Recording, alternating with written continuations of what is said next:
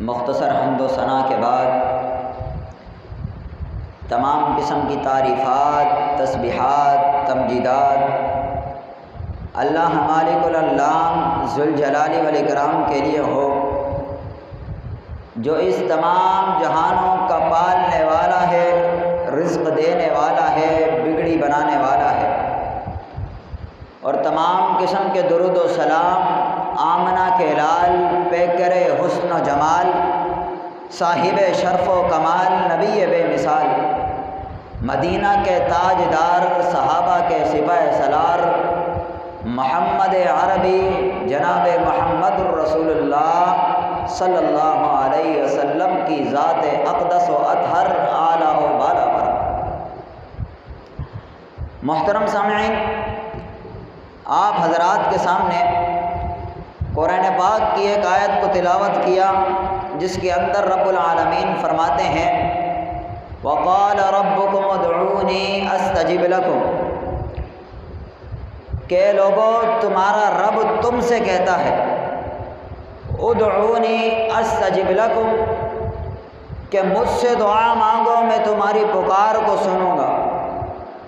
ان الذین یستکبرون عن عبادتی، بے شک وہ لوگ جو میری عبادت سے تکبر کرتے ہیں، یعنی دعا سے، سیدخلون جہنم داخرین، ان قریب وہ جہنم میں داخل کر دیے جائیں۔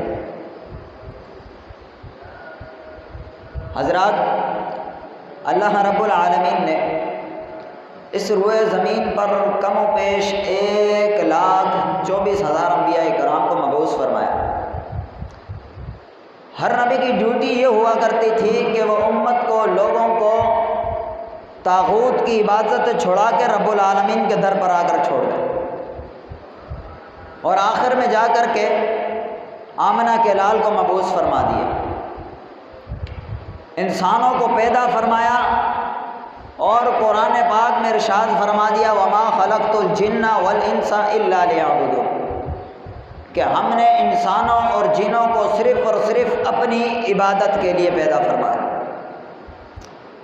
اب انسانوں کے ذمے یہ کام لگا دیا ہے رب العالمین نے کہ انہوں نے زندگی کے اندر اپنے رب کو راضی کرنا ہے، اللہ کی عبادات کرنی ہے، اللہ کو راضی کرتے ہوئے اپنی زندگی گزارنی ہے۔ اب اس عبادت کا ایک اطلاق دعا پر بھی ہوا ہے، جیسا کہ ابھی میں نے آیت تلاوت کی، اس کے اندر رب العالمین فرماتے ہیں ادعونی، مجھ سے مانگو، مجھ سے دعا کرو، استجب لکم، میں تمہاری دعاؤں کو قبول کروں گا۔ ان الذین یستکبرون عن عبادتی، بے شک وہ لوگ جو میری عبادت سے انحراف موڑتے، جو لوگ میری عبادت سے تکبر کرتے ہیں۔ ادھر یہ نہیں کہا کہ ان الذین یستکبرون عن دعائی، عن عبادتی کا لفظ اس لیے فٹ کر دیا گیا کہ عبادت ہی دعا ہے۔ آپ علیہ الصلوۃ والسلام کی حدیث ہے، فرماتے ہیں الدعاء هو العبادہ، کہ دعا ہی عبادت ہے۔ ایک اور حدیث میں فرمایا الحج عرفہ، کہ عرفہ ہی حج ہے۔ حج کیا ہے؟ عرفہ ہی ہے۔ کیا مطلب صرف حج عرفہ کا دن کا ہے؟ نہیں، جس نے عرفہ میں قیام نہ کیا اس کا حج نہیں۔ عرفہ میں قیام کرنا لازمی، اس کو وہاں پر ٹھہرنا لازمی، وہاں پر اللہ سے دعائیں کرنا لازمی۔ حدیث میں فرما دیا الحج عرفہ، عرفہ ہی حج ہے۔ اس دن کی فضیلت کو بیان کرتے ہوئے حدیث وارد ہو گئی۔ اسی طرح فرمایا الدعاء هو العبادہ، دعا ہی عبادت ہے۔ میں نے اور آپ نے دن اور رات میں 5 نمازیں فرض پڑھنی ہوتی ہیں۔ نماز کا ابتدا کرتے ہیں اللہ اکبر، قیام کے لیے کھڑے ہوئے اور سورہ فاتحہ سے ابتدا کر ڈالی، اللہ اکبر کبیرہ۔ اس فاتحہ کے نام میں سے اس کا دعا بھی کہا جاتا ہے۔ ابتدا سے لے کر کے انتہا تک میں اور آپ نماز میں اللہ سے اپنی التجائیں کر رہے ہوتے ہیں، دعائیں کر رہے ہوتے ہیں۔ سورہ فاتحہ میں ایاک نعبد و ایاک نستعین اہدنا الصراط المستقیم، میں نے اور آپ نے دعائیں مانگنا شروع کر دی ہیں۔ نماز کے آخر میں پہنچتے ہیں رب اجعلنی مقیم الصلاۃ ومن ذریتی، اللہ اکبر۔ نماز کے ابتدا سے لے کر انتہا تک دعائیں کی جا رہی ہیں۔ کوئی بھی آپ عبادت لے لیں، رمضان آتا ہے، روزے رکھتے ہیں، اللہ، اب دعا کے کچھ اوقات بھی ہوتے ہیں جن اوقات میں دعائیں قبول ہوا کرتی ہیں۔ صبح اٹھتے ہیں، سحری ہے، سحری کے بارے میں رب العالمین فرماتے ہیں کہ کوئی دعا جو سحر کے وقت مانگی جائے وہ رد نہیں کی جاتی، وہ رد نہیں کی جاتی، اور اس وقت اللہ رب العالمین پہلے آسمان پر آ جاتا ہے۔ اللہ، کوئی ہے میرے بندوں میں سے جو مجھ سے مانگے اور میں اس کو عطا کروں؟ اور کوئی تو ہوگا۔ یہ وہ وقت ہے، سارا دن میں اور آپ روزے کی حالت میں قیام، تلاوت قرآن، اللہ سے التجائیں۔ جیسے روزے کا اختتام ہوا، افطار کا وقت قریب آیا، میرے اور آپ کے ہاتھ پھر اٹھ گئے۔ میں نے اور آپ نے پھر اس موقع کو غنیمت جانتے ہوئے اللہ کے آگے ہاتھ اٹھا لیے۔ یہ روزے کا ہے۔ حج کو لے لیں، آپ ابھی میقات سے داخل ہی ہوئے ہیں، لبیک اللہم لبیک، لبیک اللہم لبیک، اللہ کی تلبیہ بیان کرتے ہوئے آپ حدود حرم میں داخل ہوئے اور اپنے سے دعائیں کرنا شروع ہو گئے۔ اللہ، الغرض پورے کا پورا دین، تمام عبادات دعا کے اندر ہے۔ ہر عبادت کے اندر آپ کو ایک دعا کا جز ضرور ملے گا، ضرور بضرور آپ کو دعائیں کرنا ملیں گی۔ حضرات، اب اللہ سے ہم نے اپنے لیے بھی دعائیں کرنی ہیں، ہم نے بھی اپنی مناجات، اپنی التجا اللہ کے سامنے پیش کرنی ہے، اللہ کے سامنے اپنی عرضی رکھنی ہے۔ آپ علیہ الصلوۃ والسلام نے فرمایا، لیس شیء اکرم عند اللہ من الدعاء، اللہ تعالیٰ کے ہاں دعا سے بہتر، دعا سے زیادہ عزت والی کوئی چیز نہیں۔ یعنی جو چیز اللہ کے ہاں محبوب ترین ہے وہ دعا ہے۔ آپ نے اللہ کے آگے اپنی دعائیں رکھنی ہیں۔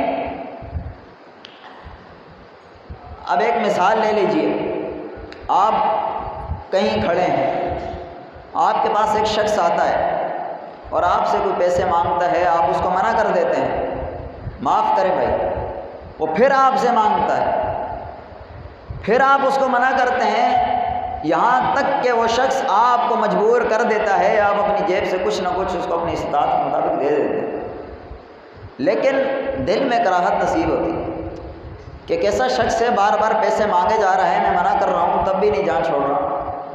اللہ، یہ مخلوق ہے، خالق کا سسٹم تھوڑا الگ ہوتا ہے۔ یہ مخلوق ہے جو تھک جاتی ہے، جو پریشان ہو جاتی ہے، جو آپ سے کینہ حسد کرنے لگ جاتی ہے۔ اللہ تعالیٰ فرماتے ہیں، من لم یسأل اللہ یغضب علیہ، جو اللہ تعالیٰ سے سوال نہیں کرتا اللہ تعالیٰ اس پر غصہ ہوتے ہیں۔ اللہ، مخلوق سے سوال کرنا منع، اللہ سے سوال نہ کرو تو تب اللہ غصہ ہوتا ہے۔ اللہ، آپ کو کوئی بھی زندگی کے اندر پریشانی ہے، ٹینشن ہے، بیماری ہے، مصیبت ہے، ڈپریشن ہے، اس کا مطلب یہ نہیں ہوتا کہ آپ اس کو پس پش ڈال دیں، نہیں یار، تمہارا رب تمہارے ساتھ ہے، تمہیں کسی اور چیز کی ضرورت کیسے نصیب ہو گئی؟ اپنی دعاؤں کو اپنے رب کے آگے رکھو۔ جب وہ ایک پیسے مانگنے والا بھکاری 10 روپے کے لیے آپ کے پاس آ سکتا ہے، 3 بار آپ سے مانگ سکتا ہے، 10 بار مانگے گا، تمہیں اللہ سے مانگنا نہیں آتا، رو رو کے مانگو، نہیں قبول ہوتی پھر جاؤ، وقت کا اختیار کرو، راتوں کو اٹھو، تہجد پڑھو، اللہ کے سامنے گڑ گڑا کے رہو۔ کوئی بندہ تو نہیں ہے جس کے آگے مانگنے سے شرم آئے، خالق ہے، غنی ہے، پوری دنیا کو دینے والا ہے، پوری دنیا کو نوازنے والا ہے، کل کائنات اس کے ہاتھ میں ہے، وہ تمہیں نہیں دے گا۔ اللہ، آج کل ہمارے ہاتھ اس لیے بھی نہیں اٹھا کرتے کہ ہمیں شرم آتی ہے کہ فلاں شخص میری طرف دیکھ رہا ہے، میں اپنی حاجت مانگ رہا ہوں۔ وہ شرم نہیں آتی جب کسی قرضے کے لینے کے لیے کسی کے در پہ پہنچا ہو، وہ شرم نہیں آتی جب کسی تکلیف میں تو کسی بندے سے مانگ رہا ہو، لیکن رب سے مانگنے میں شرم آتی ہے جس رب نے پوری کائنات کو اپنی ایک مٹھی میں رکھا، پوری کائنات کو وہ جب چاہتا ہے دیتا ہے۔ اللہ، یہ لفظ ادعونی استجب لکم بڑا گہرا لفظ ہے، مفسرین نے صرف ایک لفظ پر کئی جلدیں لکھ ڈالی۔ اللہ تعالیٰ نے فرمایا مجھ سے مانگ، استجب لکم، یہ نہیں کہا کہ میں سنتا ہوں، نہیں، استجب لکم، میں تمہاری دعاؤں کو قبول کرتا ہوں، جواب دیتا ہوں۔ اور کیا چاہیے؟ اللہ، آپ کسی شخص سے مانگے 1-2 بار بس، اللہ تعالیٰ سے دن کو مانگے وہ تب بھی سنے گا، راتوں کو مانگو وہ تب بھی سنے گا۔ کسی زبان میں آپ اختیار کر لو، عربی، اردو، فارسی، جس زبان میں مانگو اللہ تعالیٰ تمہاری التجائیں سنے گا۔ جس وقت مانگو وہ اس وقت سنے گا، جتنے مل کر مانگو وہ سب کی مرادیں سنتا ہے۔ اللہ مانگنا نہیں آتا، اللہ کی قسم اللہ دل کے احوال بھی جانتا ہے۔ شرط یہ، اللہ کے پاس جائیں تو صحیح، اپنا ماتھا ذرا جھکائیں تو صحیح، اپنی آنکھوں سے ذرا قطرے نکالیں تو صحیح، پھر دیکھیں کیسے قبول نہیں ہوتی دعائیں۔ اللہ اکبر، اللہ۔ آپ علیہ الصلوۃ والسلام نے فرمایا سل اللہ کل شیء، اللہ تعالیٰ سے ہر چیز مانگ، ہر چیز۔ تجھے زندگی کے اندر کسی بھی چیز کی حاجت ہو تو اللہ تعالیٰ سے مانگ، حتیٰ شسعتا، حتیٰ کہ تجھے جوتے کا تسمہ ہی کیوں نہ مانگنا پڑے، حتیٰ کہ جوتے کا تسمہ ہی کیوں نہ مانگنا پڑے۔ اللہ، یہ ہمارے اور آپ کے حال ہیں۔ ہمارے ہاں بڑی بڑی مصیبتیں آ جاتی ہیں، ہم کچھ اور وسائل اختیار کرنے کی سوچتے ہیں۔ دعا کا در تب ہمیں نظر آتا ہے جب دنیا میں رد کر چکی ہوتی ہے۔ دعا کا دروازہ ہمیں تب نظر آتا ہے جب دنیا ہم سے منہ پھیر چکی ہوتی ہے، تب ہم قدم قدم بڑھاتے ہوئے اللہ کے در پہ پہنچتے ہیں۔ تب یا لیتنی، تب ہم کہتے ہیں کہ کاش میں پہلے آ جایا، میں پہلے ہی آپ کے در پہ اپنی مناجات کو رکھ دیا کر۔ اللہ اکبر کبیرہ۔ اب ہم دعا کرتے ہیں، کئی افراد کی یہ شکل اور یہ اشکال ہوتا ہے کہ دعائیں قبول نہیں ہوا کرتی، کہ مولانا صاحب دن رات دعائیں کرتا ہوں، رو رو کے تھک چکا ہوں، سالوں سال دعائیں کر رہا ہوں لیکن دعائیں قبول نہیں ہو رہی۔ آپ تو فرماتے ہیں اللہ ہر بندے کی سنتا ہے، ہر زبان میں سنتا ہے، ہر وقت سنتا ہے۔ میں نے سب کچھ آزما لیا ہے، سب کچھ ٹرائی کر لیا ہے، میری دعائیں قبول نہیں ہو رہی، میرا یقین اٹھتا چلا جا رہا ہے۔ اللہ اللہ، او بندے یہ تیری سوچ ہے۔ اللہ اکبر کبیرہ۔ اللہ تعالیٰ فرماتے ہیں جب بھی انسان اللہ تعالیٰ سے دعا کرتا ہے تو اس کو ضرور بضرور قبول کرتا ہے۔ اگر قبول نہیں ہوتی تو اس دعا کو کوئی نہ کوئی اس کو فائدہ ملتا ہے۔ 3 فائدے حدیث میں ذکر کیے ہیں کہ تینوں میں سے ایک نہ ایک چیز اس کو ضرور ملے گی۔ ایک، یا تو اس کی دعا وہ جو کر رہا ہوتا ہے اسی ٹائم اس کی دعا کو قبول کر لیا جاتا ہے، اس کی دعا کو اسی وقت قبول کر لیا جاتا ہے، کچھ ہفتے کچھ مہینے کا پیریڈ لگنے کے بعد اس کی دعا دنیا میں قبول ہو جایا کرتی ہے۔ نمبر 1۔ نمبر 2 یہ ہوتا ہے اگر اس کی دعا دنیا میں قبول نہیں ہوئی تو اس دعا کو آخرت کے لیے ذخیرہ بنا دیا جاتا ہے۔ وہ اس کی دنیا میں مانگی گئی دعا اس کو آخرت کے روز اپنے نیکیوں کے پڑھنے میں دکھتی ملے گی، اپنی حسنات میں دکھتی ملے گی، اور وہ ابھی یہ شخص کہے گا اللہ انسان بھی کتنا بخیل ہے نا، دنیا میں تو رو رو کے دعائیں مانگتا رہا، جب اس کو پتہ چلا کہ میری دعائیں آخرت کے لیے ذخیرہ بن رہی ہیں، جب وہ قیامت کے روز اپنے سامنے اپنی دعاؤں کو دیکھے گا نیکیاں بڑھتی چلی جا رہی ہیں، کہے گا کہ کاش دنیا میں میری کوئی دعا بھی قبول نہ ہوئی ہوتی، کاش دنیا میں میری کوئی دعا قبول نہ ہوا کرتی، اور آج میں اس سے فائدہ اٹھا لیا۔ لیکن انسان دنیا چاہتا ہے، دنیا میں ہی اپنے آپ کو سرخرو دیکھنا چاہتا ہے، یہ ایک کم ذہنی ہے۔ جب اس کو پتہ چل گیا یا تو قبول ہوگی یا تو قبول نہیں ہونی تو آخرت میں ملے گی، تو شاید اس کے دل میں کچھ آ جائے یار دنیا میں تو مجھے کوئی فائدہ نہیں ہے، پھر آخرت میں ہی ملنا ہے نہیں۔ اللہ تعالیٰ فرماتے ہیں اس کے لیے تیسرا آپشن بھی رکھا گیا. اگر اس کے دنیا میں قبول نہیں ہوئی، آخرت میں اس کو ذخیرہ نہیں ملنا، تو اس کے لیے تیسرا آپشن یہ ہے کہ اس کی دعاؤں کے بدلے اس کے اوپر بہت سی مصیبتیں اور مشکلات آنی ہوتی ہیں، اللہ تعالیٰ ان سے دور کر دیتا ہے.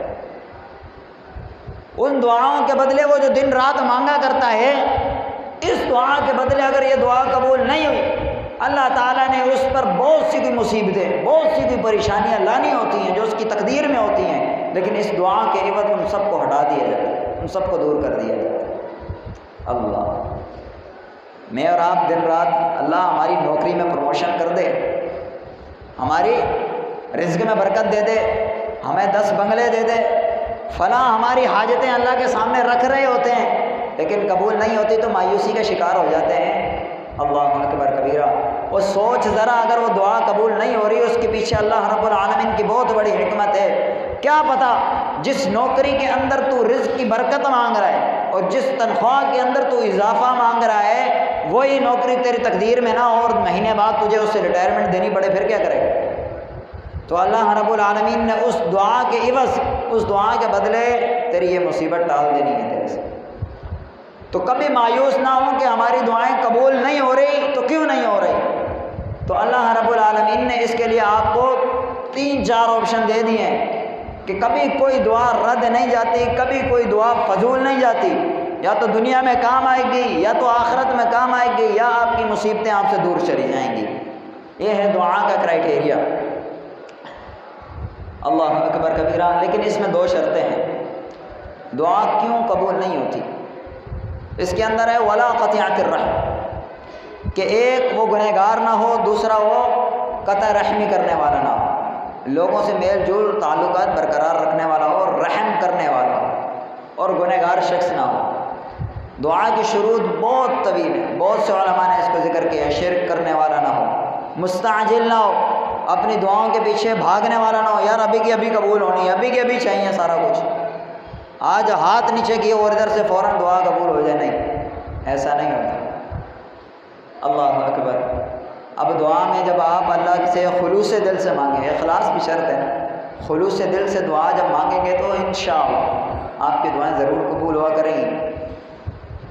دارالسلام سے ایک کتاب چھپتی ہے، دعا کی قبولیت اور اس کے سنہرے واقعات ہیں، اس طرح کا کوئی نام ہے اس کے اندر عبد المالک مجاہد صاحب ایک واقعہ ذکر کرتے ہیں. کہتے ہیں کہ پاکستان کے اندر ایک بہت معروف ڈاکٹر ہے، بہت معروف، ذہنی امراض کا علاج کرتے ہیں، اور ان کے اپائنٹمنٹ لینے کے لیے، ان سے ٹائم لینے کے لیے بندے کو تقریباً مہینہ پہلے ان سے ٹائم لینا پڑتا ہے، یعنی کافی رش ہوتی ہے. تو ایک خاتون گئی، اس کا بچہ بیمار تھا، ان کے پاس ٹائم لینے کے لیے، اور اس کو 1 مہینے بعد کا ٹائم ملا کہ 1 مہینے بعد آپ نے بچہ دکھانا. وہ چلی گئی واپسی گھر پہ. اب وہ آتے ہی کچھ ٹائم کے لیے کراچی آئے، واپسی چلے گئے، باہر ملک بھی دورے. اب ایک ملک سے وہ آ رہے تھے جہاز کے اندر آئے، اور موسم کی خرابی کی وجہ سے فلائٹ منزل مقصود تک نہ پہنچی، لینڈ کرا دیا گیا. ایمرجنسی لینڈنگ میں ایک الگ ایئرپورٹ پہ اترے، وہاں سے ایئرپورٹ انتظامیہ سے کہتے ہیں کہ میرا فلاں جگہ پہنچنا ضروری ہے، میرے پیشنٹس ہیں، میرا ویٹ کر رہے ہیں، میں نے وہاں پر جانا ہے، آپ میرے لیے کوئی بندوبست کریں کوئی اور. انہوں نے کہا کہ ڈاکٹر صاحب موسم خراب ہے، ابھی فلائٹ نہیں جا سکتی، آپ بائی روٹ چلے جائیں. انہوں نے کوئی گاڑی کا بندوبست کیا اور روڈ سے جانا شروع کر دیا. کچھ سفر کیا، سفر کے بعد آگے بارش ہو گئی، طوفان آندھی کا سسٹم بن رہا تھا، سفر روک دیا گیا. ڈرائیور کہتا ہے آگے کا راستہ مجھے معلوم نہیں، حالات کا پتہ نہیں، بارش ہو رہی ہے اور میں اور آپ اکیلے، تو بہتر ہے یہیں پر رک جائیں، موسم کے بعد آگے جائیں. کہا کہ ٹھیک ہے. رات کا ٹائم تھا، دیکھتے ہیں کہ دور ایک گھر ہے، اس کی لائٹ جل رہی ہے، وہاں جاتے ہیں. ڈرائیور اور ڈاکٹر اترے اور اس گھر کی طرف جانا شروع کر دیا کہ وہاں پہ رات کو اپنا قیام کریں، رات گزاریں اور صبح چلے جائیں. گیٹ پر پہنچتے ہیں اور دستک دیتے ہیں. دستک دی اور اندر سے ایک بڑھیا خاتون نکلتی ہے. انہوں نے اپنا مسئلہ بتایا کہ اس طرح ہم آئیں اس نے اجازت دے دی کہ ٹھیک ہے۔ اللہ، ڈاکٹر صاحب اس گھر میں داخل ہوئے اور ایک عجیب منظر دیکھتے ہیں کہ بڑھیا خاتون نے مصلی بچھایا ہے اور ایک بچہ پاس لیٹا ہے، اور مجھے اندر بٹھا کے کوئی پانی وانی دیا اور دوبارہ بڑھیا وہ خاتون اسی مصلی پر چلی گئی اور اللہ رب العالمین سے گڑ گڑائیں کے دعائیں کر رہی ہے، روتی جا رہی ہیں، دعائیں کرتی جا رہی ہیں، اٹھتی ہیں پھر کوئی کام کرتی ہیں، دوبارہ مصلی پہ آ کے دعائیں کرنا ہی۔ اللہ، ڈاکٹر صاحب کو یہ چیز بڑی حیران لگی، بڑے اس سے متاثر ہوئے کہ کیا چیز ہے، ایسا کیوں ہو رہا ہے، معلوم کرنا چاہا۔ خاتون سے پوچھا، انہوں نے کہا کہ میرے بچے کو ایک دماغ کی بیماری ہے، جو ایک ہی ڈاکٹر صاحب ہیں وہ اس کی تشکیل کر سکتے ہیں، اس کی تصحیح کر سکتے ہیں، اور وہ 1 مہینے بعد کا مجھے ٹائم دیا ہے ہاسپٹل والوں نے، 1 مہینے بعد مجھے اپوائنٹمنٹ ہے، لیکن مجھے یقین نہیں ہے کہ یہ بچہ 1 مہینے تک بھی زندہ رہے گا، مجھے یقین نہیں۔ اس لیے اب میں نے دنیا سے رابطہ تھوڑا ہٹایا ہے اور اللہ کے سامنے اپنی التجائیں رکھنا شروع کر دی ہیں۔ اللہ، یقین جانیے اس ڈاکٹر صاحب کی آنکھوں میں آنسو تھے اور وہ رو کے کہنے لگے، اماں جی کہ آپ کی صرف دعائیں نہیں، یہ آپ کے آنسوؤں نے مجھے چلتی ہوا سے نیچے اتارا ہے، یہ آپ کے آنسوؤں نے مجھے ایئرپورٹ سے یہاں آپ کے گھر تک چلا کے بھیجا ہے۔ یہ طاقت دعا کی طاقت ہے، اور میں اور آپ اللہ مہینے میں 1 بار ہاتھ اٹھتے ہیں اور 3 مہینے شکوہ رہتا ہے، یار دعا تو قبول ہی نہیں ہوتی، دعا تو قبول ہی نہیں ہوتی۔ یہ میرا اور آپ کا حال ہے۔ تو لوگوں، اللہ تعالیٰ سے خلوص نیت سے دعائیں کرنا شروع کریں۔ وہ بھی تو ایک خاتون تھی، اللہ کے سامنے روئی تو اللہ نے کیوں نہ قبول کی۔ دعا کے بہت سے آداب ہیں، دعا کے کرنے کے بہت سے طریقے ہیں، ان میں سے جب بھی آپ دعا کریں سب سے پہلے کہ وضو رکھیں، نماز کی حالت، سجدے کی حالت، اور جب بھی دعا اللہ کے سامنے رکھیں تو شروع میں آپ اللہ تعالیٰ کی تعریفات بیان کریں، اللہ تعالیٰ کے اسماء و صفات کا اس کو واسطہ دیا کریں۔ یا اللہ تو سمیع ہے، تو ہر کسی کی سننے والا ہے، میں تیرے سامنے اپنی فریاد لے کے آیا تو میری بھی سن لے۔ یا اللہ تو خبیر ہے، تو جاننے والا ہے، تو میرے دل کے احوال کو بھی جانتا ہے، میرے حال بھی جانتا ہے، تو بہتر جانتا ہے دنیا والوں سے، میرے حالوں پر رحم فرما۔ اللہ تعالیٰ کی صفات کا، اللہ تعالیٰ کے ناموں کا ان کو واسطہ دیا جائے، اور اس کے بعد آپ صلی اللہ علیہ وسلم پر درود بھیجا جائے، پھر اپنی تمام دعائیں اللہ کے سامنے رکھ دی جائیں، جتنی بھی آپ مانگیں اللہ کے سامنے اپنی دعاؤں کو رکھیں، اللہ کے سامنے اپنی دعاؤں کو رکھیں۔ یقین کریں اللہ تعالیٰ اس بندے سے اتنا خوش ہوتا ہے جو اللہ تعالیٰ کے پاس بار بار آتا ہے۔ تھوڑا سا کوئی مسئلہ ہے، تھوڑا سا کوئی کانٹا چبھا ہے، تھوڑی سی کوئی تکلیف آئی ہے، فوراً آئے اللہ یہ مسئلہ، یہ پریشانی ہے، تو جانتا ہے اور نہیں جانتے، اللہ آج پیسے نہیں ہے، مہینے کا آخر ہے، اللہ میری مشکل کو آسان فرما، تو اس سے اللہ تعالیٰ خوش ہوتے ہیں۔ اور آخر میں بھی اسی طرح آپ صلی اللہ علیہ وسلم پر درود بھیج کر اپنی دعا کا اختتام کریں، اور یقین رکھیں، حسن ظن رکھیں، اللہ تعالیٰ آپ کی دعاؤں کو قبول فرمائے گا۔ اللہ تعالیٰ سے دعا ہے کہ وہ باری تعالیٰ مجھے اور آپ کو خلوص دل کے ساتھ دعائیں کرنے کی توفیق عطا فرمائے، اور اللہ تعالیٰ مجھے اور آپ کو ہر وہ کام کرنے کی توفیق عطا فرمائے جس سے وہ راضی ہوتا ہے۔ وآخر دعوانا